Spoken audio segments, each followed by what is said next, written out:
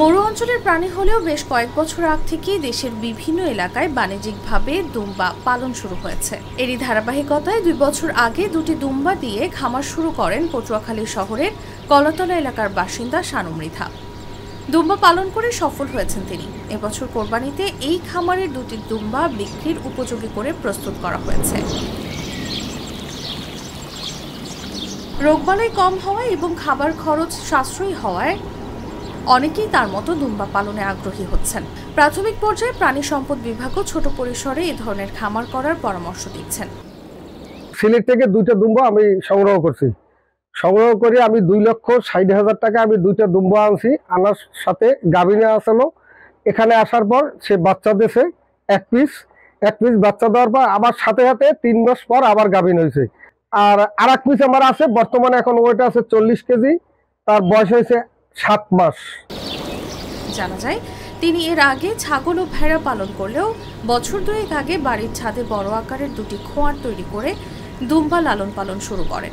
সেই দুটি দুম্বা থেকে 2 বছরে ছোট বড় মিলিয়ে তার খামারে এখন দুম্বার সংখ্যা 9টি।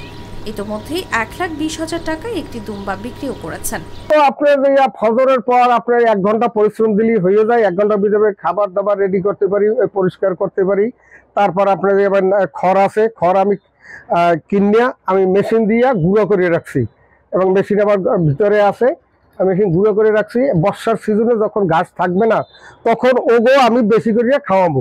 এরপরে কোনো ঝামেলা, এদের পরিশ্রম খুব কম আর এদের অসুখও খুব কম।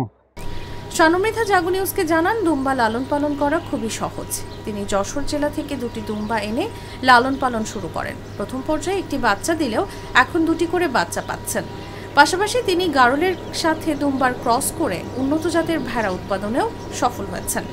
আমাদের এই দক্ষিণ অঞ্চলে, বিশেষ করে এই পটুয়াখালী অঞ্চলে এর আগে কখনোই আমি দুম্বার চাষ হয় এটা জানতাম না। তবে আজকে আসলাম, এসে এই যে দুম্বার খামারটা পরিদর্শন করলাম, দেখে খুব ভালো লাগলো। দাদু যদি একটু অসুস্থ থাকে বা না পারে আমি একটু সাহায্য করি।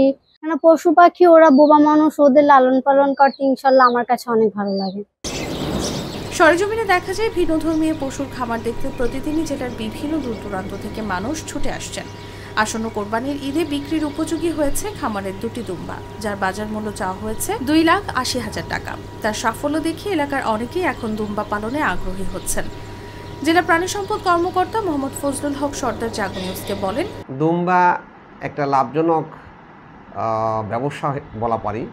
কারণ আমাদের ধারণা ছিল আগে যে দুম্বা শুধু মনে হয় যে মধ্যপ্রাচ্য বা মক্কা মদিনারই একটা পালনকৃত জিনিস, কিন্তু আসলে দেখা যাচ্ছে যে এখন আমাদের এই দেশেও দুম্বা চাষ শুরু হয়েছে এবং তারা সফলভাবে এটা পালন করছে এবং এদের রোগবালাই খুবই কম।